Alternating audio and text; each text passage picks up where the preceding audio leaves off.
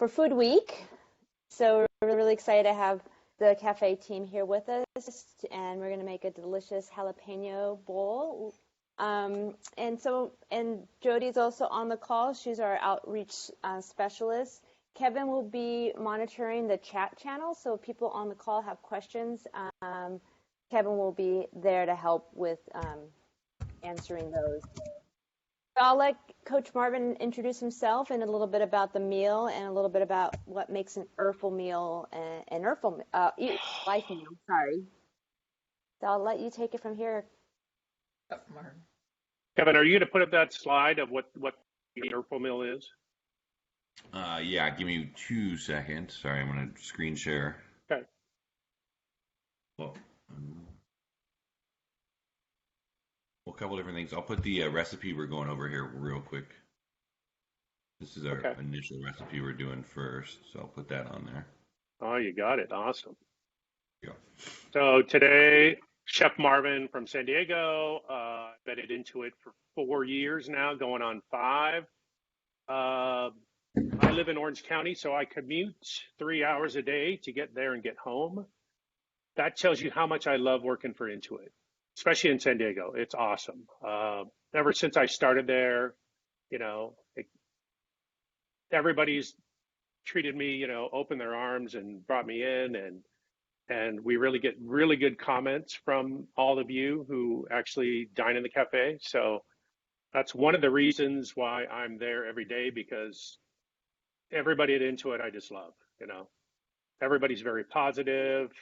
Everybody's very helpful. I mean, it's awesome. So today we decided to do a jalapeno chicken quinoa burrito bowl, since we're doing an Urfel meal. And let's go over the recipe real quick. It basically has jalapenos, extra virgin olive oil, and garlic powder. And that's actually the marinade that goes over the top of the chicken as you're broiling it in the broiler.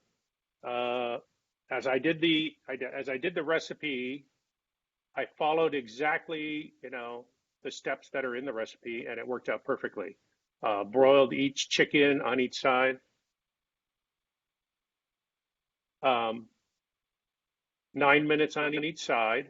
Flipped it, did the next 9 minutes, pulled it out, and it was exactly 166 degrees as I pulled it out. Then it also has quinoa in it. So I took quinoa, and usually quinoa cooks, usually when you do it with the water, it's 1 part quinoa to 2 parts water. And then the way I did this one was I put a little bit of salt in the water as I brought it to the boil, added the quinoa, added a sprig of thyme because I had some in my garden. I took a bay leaf, put it in there, waited for it to come to a boil, put a lid on top, covered it, and timed it exactly 20 minutes, 18 to 20 minutes. And usually when I do that, after the 18 to 20 minutes, I pull it off the stove, take it off the heat, and I let it sit for 10 minutes covered, and it always comes out perfect. I always like to take a spoon and just draw a little line in the bottom to get to the bottom of the pan, almost like you do rice, to make sure that all the liquid is evaporated. And usually when I do it that way, it always works out perfect. Then in this dish, it has cumin, salt, which actually goes over all the vegetables and the beans, 2 cups of romaine that's shredded, 1 cup of kidney beans. You can either canned kidney bean, which is an easier way, or you can do it from cooking the kidney beans by yourself at home. And basically the way you do that is you take the dry kidney beans, you load it in water, you let it sit overnight. Wake up the next morning, you take your kidney beans, you drain out the liquid, you wash the beans to make sure there's no dirt or any stones in there. Put it in a pot, fill it up with water, about 3/4 to a cup higher than what the beans are. Bring it to a boil. I usually add a bay leaf in because I like the flavor of the bay. Bring it to a boil, then I just reduce it to a simmer, and then I cook it until it reaches about 80% of how it's cooked. So you just pull one out, you taste it. If you feel like it's got about 25% more of somewhere around there, or 10 or 20% left cooking time, Then you can start seasoning your water. Otherwise, the bean will get hard and it'll take twice as long for it to finish cooking.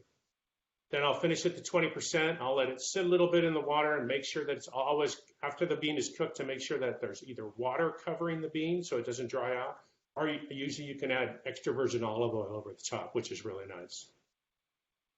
Then I did a diced avocado, and then here I had some chunky salsa in my pantry, so I used that. And I did some shredded cheese and lime. And very simple meal. It comes out to be 452 calories, 19 grams of fat, 36 grams of carbs, and 36 grams of protein.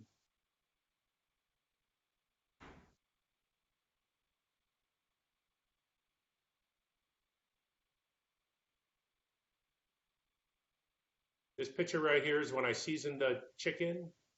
This picture that I have up right now is actually showing the temperature of when I just pulled it out of the oven, 166 degrees internal temp. And here's the finished bowl. I sliced the chicken on a bias. I laid everything out so you could see it. And then I, did a little garnish with some cilantro leaves, which would add a little more calories to it. But, and with this dish here, you could probably take the quinoa out and you could take the beans out and you could do lentils if you want. I mean, anything in your pantry, especially with this burrito bowl, you could change it out and do anything. The lettuce could be arugula, but then you got to start realizing that the calorie count's going to change as you change items. But basically, they're all close to the same calorie count. You could change the cheese to feta. You could change it to Swiss cheese, whatever you have in your pantry, basically. This whole thing can be made the same way. And I actually, at my house, I love cooking this way. I like to have 6 or 7 or 5 different items in each thing. So that way you get more variety, Because the other day when I woke up in my pantry, I only had a little bit of quinoa. I had some eggs. I had some lentils. So I cooked both of those. Did a couple poached eggs over the top, and then I had some strawberries. I sliced it inside and mixed it all together, and it was awesome. It came out really nice, So I'm always trying to, have a variety of foods to cook and different flavors and different textures. Chef Marvin, how would you make this into a vegetarian entree instead? Basically, we could just take the chicken out, and then we can put any vegetable item in there that you would like, anything that you have in your pantry, or if you have any tofu, tempeh, any other protein source, even soy rizo could go in here, and that'd be awesome. It would keep in that Mexican realm, and actually, that sounds really good. Get rid of the chicken and put the soy rizo in there.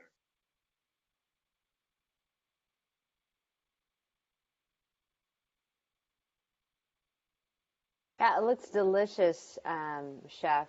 I like how you mentioned different types of cheeses and other types of grains.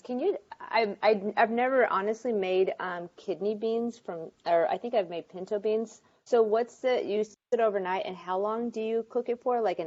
I don't remember. Did you say an hour or 2? It's usually about 45 minutes to an hour, Oh.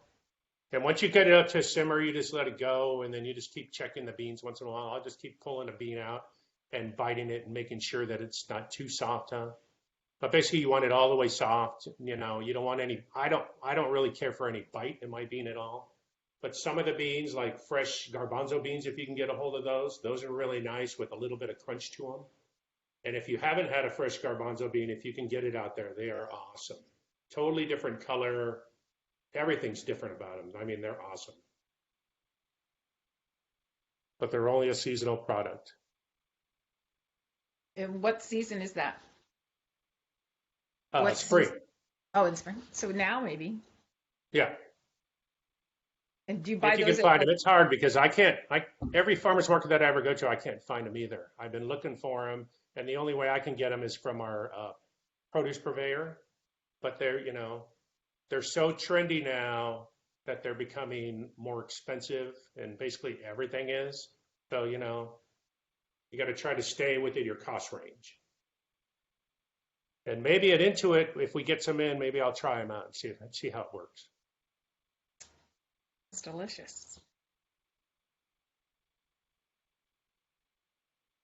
Another question I have for you, depending on what people's tastes are, and a lot of people have children that might not really like beans or frown at certain things, is there a way to make it more kid friendly? I mean, could you do it in a taco versus a bowl or something that, kind of gets them be a little more interested in eating it? Yeah, you could basically take all these ingredients and put it in a tortilla, and to keep it healthy, you could just heat the tortilla over an open flame. And I like when I heat my tortillas on the open flame to get a little bit of char on there, where they get a little black. It just brings out a little bit more flavor in them. And when I make it for my son at home, I'll do that. And then basically you can dice up the chicken. You can put the romaine lettuce in there. You can still do the avocado. My son doesn't like spicy right now, so you can actually do a little bit of diced tomato and a little bit of the cheddar cheese. And it would be awesome. Or you could take, and buy some of the pre-crispy tortilla taco shells and load everything in a crunchy taco and do it that way. Or fry them up yourself. But since we're on a Urfel, we're trying to eat healthy. Right.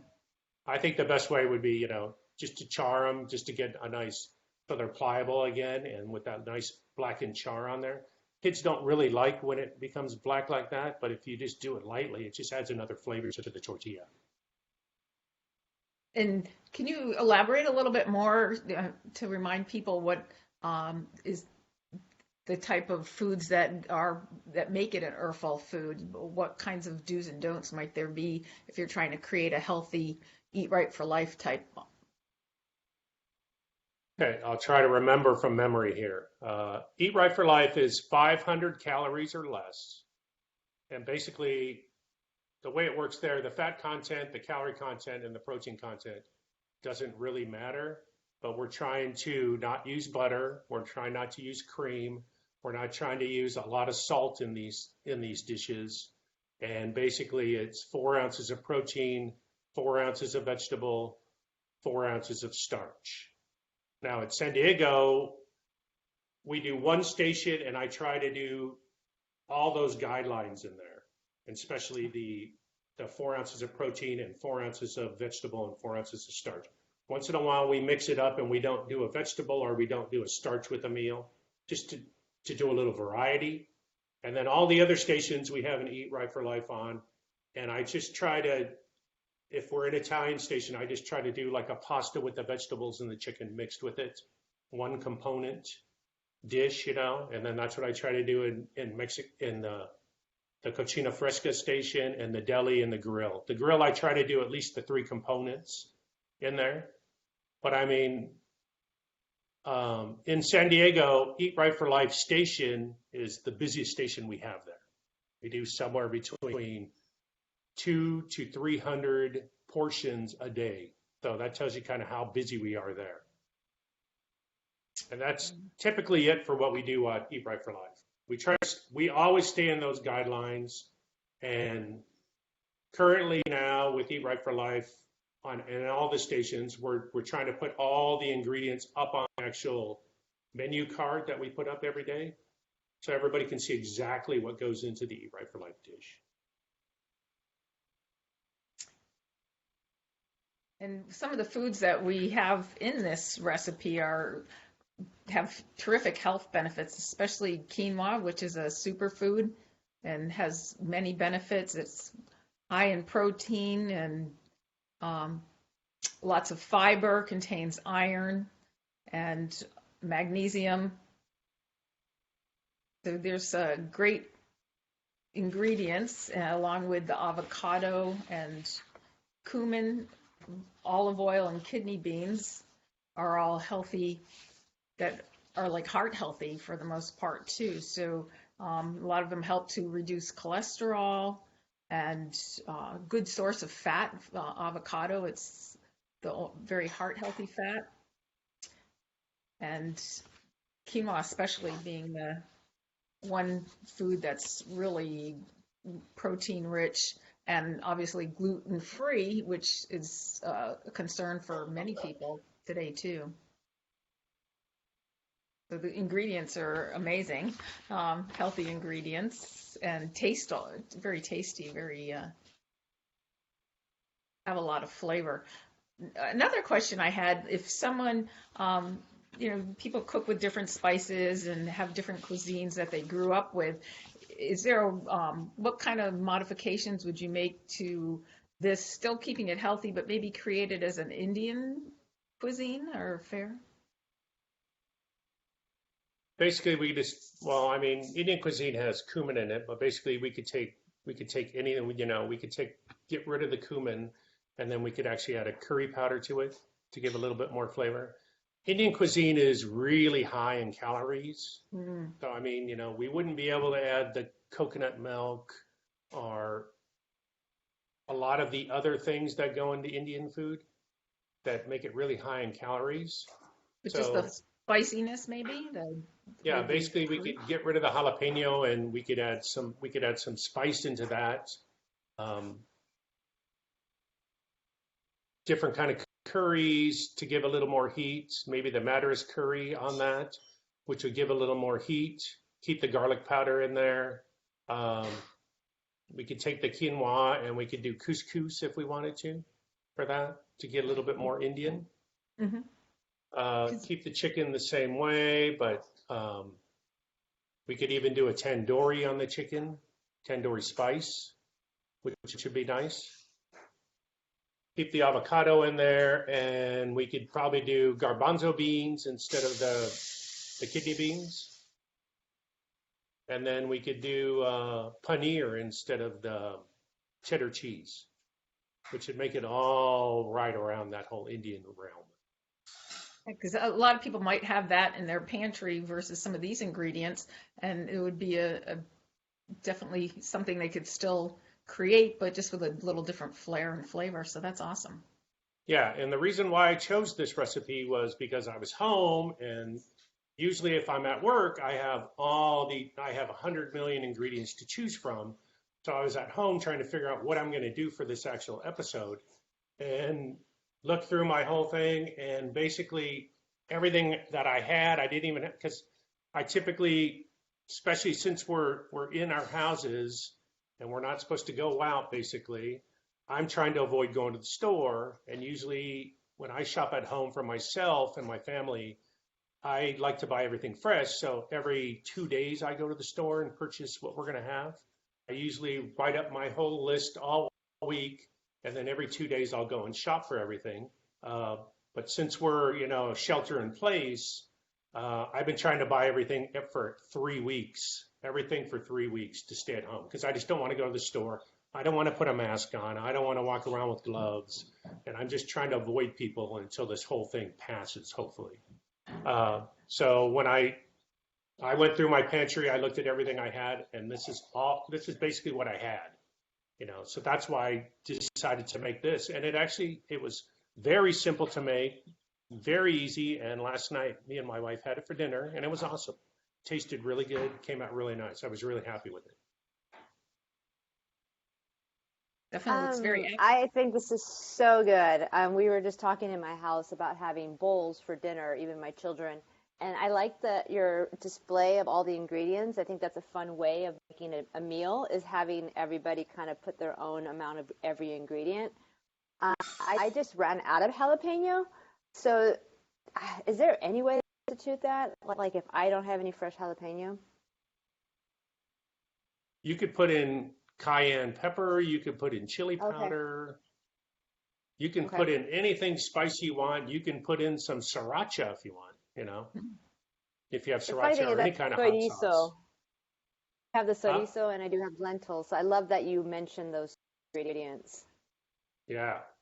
I wish I had some soy rizo in my freezer right now, because I'd pull that out and do that too. So when we were talking, and you said you usually go to the store like every 2 days, and I like to buy fresh too. One question I had, like, you can get the jarred jalapenos would that work? And are there great storage techniques so when you do go shopping and buy the fresh food, is there a storage technique that's better to try to keep things fresh so they don't spoil? Because sometimes, you want those fresh ingredients, but you don't want to be out shopping like you said either. Yeah. You could definitely use pickled jalapenos for this.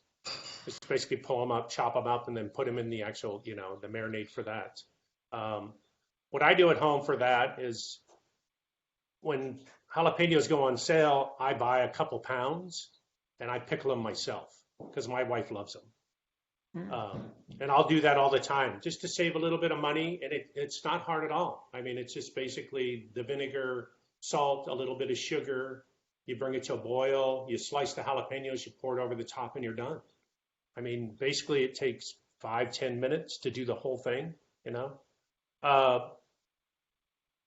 Doing fresh vegetables, I buy all my herbs. I buy a couple bunches at a time, a lot of parsley, mint, basil, and cilantro. And I'll take it and just put it in a cup, cut off the ends of the herb stems, put it inside of a cup, fill it with water, put a plastic bag over it, and put a rubber band around there. And it lasts almost 3 to 4 weeks in there like that. And that way you can just pull off a couple leaves at a time, and then you don't lose anything. You're not wasting anything. Everything else that I do at home, it's basically just made fresh. All my vegetables go down in my vegetable crisper, and then I buy bulk cucumbers. I buy the hothouse cucumbers. When they start to go, if I can't get through them all, then I'll basically make some pickles out of them, just to try to use them. It's and basically a lot of the fresh vegetables I just buy enough where I don't have to really try to store them. But I mean, since I can't go out, I bought a big bag of garlic. I try to keep that in the garage where a well ventilated area and not in a bag so the air goes through it so it doesn't mold. And I bought a 10-pound sack of onions that I have out there too.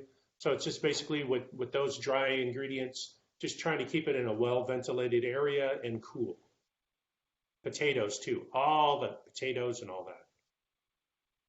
So I hope I answered your question. Yes, no, that's most helpful, especially with the herbs, because it's so nice to be able to cook with fresh ingredients. And certainly I've not stored them appropriately, but in the future, especially since we don't want to be out shopping, those are some great tips. Maybe our next session should be about having fresh food and how to keep it fresh while you can't be out and shop and things of that nature. Might be a great segue from this. Yeah, because I was amazed, the first time I did it, it was like, wow, these last a long time compared to being stuck down in your crisper, and then all of a sudden you pull it out and it's already been watered and it's starting to mold, and you're like, oh man, I wasted that. The other thing I do is I have sage, thyme, oregano, Mediterranean oregano, and rosemary all in the back growing. And basically the thyme this year and last year have gone full season. They haven't died off. Usually they die off in the winter, but this year and last year it actually never died. So I always have that to pull all the time, and I'm always back there trimming it, using it, trying to use as much as I want, as much as I can, because I think even if you don't even use, you take the sprigs and you put that into dishes, and I'll try to do that with all the sprigs, with the basil, the rosemary, anything like that. After I pull them and I chop them, I take the sprigs and I'll add that in, like the quinoa, or I'll add that into rice, or I'll add into, just to add a little more flavor, which is a helpful hint too. Yes. Well, unfortunately, we can't come to your house and eat, but it sounds amazing. Yeah, I know. I think I've gained 10 pounds since I've been home. I'm still trying to get out there and exercise and work, and that's why the first 2 weeks we were eating really well here, and then now we're kind of going back to eating things like the burrito bowl and trying to lower our calorie count so we can actually lose the weight that we actually gained. So we have a few minutes left. I didn't know if anybody on the call had any questions, or Kevin, did you see anything come in through the chat? Sorry, I haven't seen anything come into the chat box yet, so I think we're good. Anybody else on the call that maybe had a thought or a question about maybe even storing vegetables or other ideas?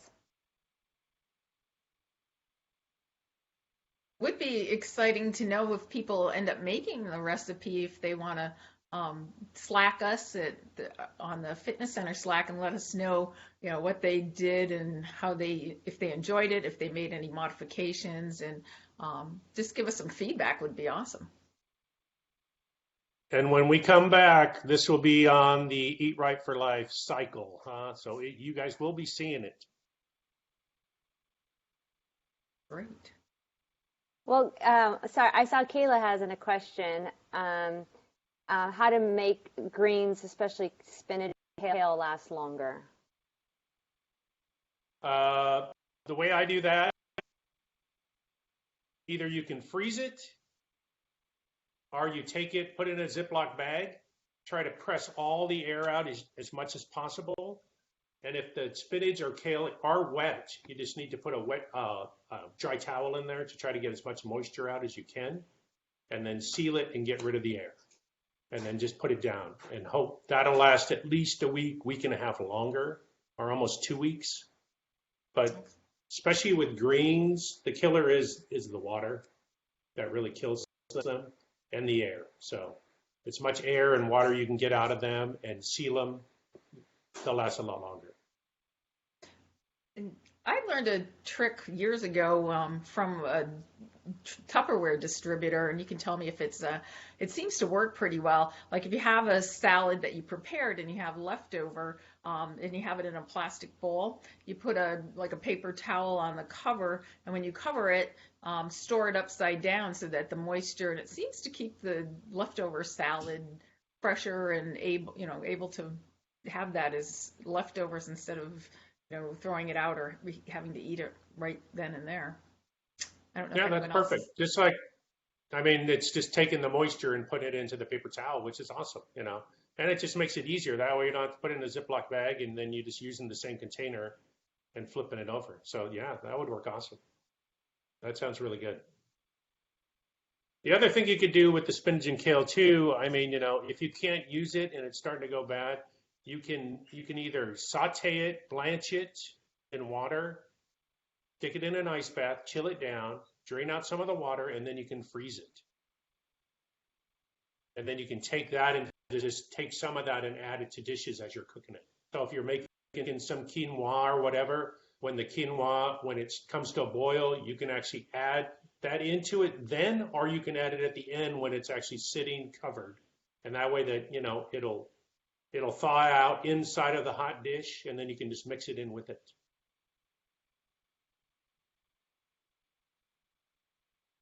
Well, Marvin, okay, sorry. Go ahead. Yeah, I just had one other question. I do also have a spinner, like when you rinse lettuce and all that, and that seems to help get rid of some of the moisture when you buy the fresh romaine. Is that a good tool to have also? Yes, it is. Those are awesome, and especially how they, originally they used to only have those at restaurants, and we have the oversized ones, and basically that's what we have now into it. But basically those work awesome, and they're really quick and easy, and you spin it and you get all the water out, So yeah, that's a good idea. And they're relatively inexpensive now to buy online. Mm-hmm. So. Thanks. Well, I know we're at time, and I just wanted to thank you and Kevin for coming on and sharing your awesome tips and cooking. I definitely going to add this one to this week's menu for the family.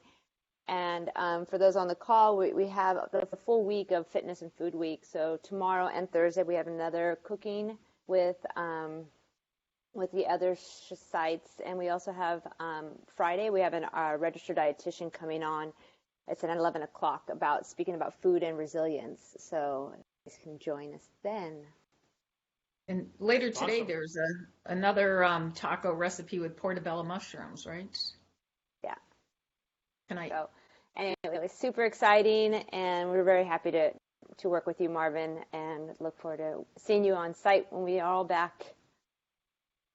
Thank you for having me. It was great being here. Had a great time. Thank you. Thank you so much. You're welcome.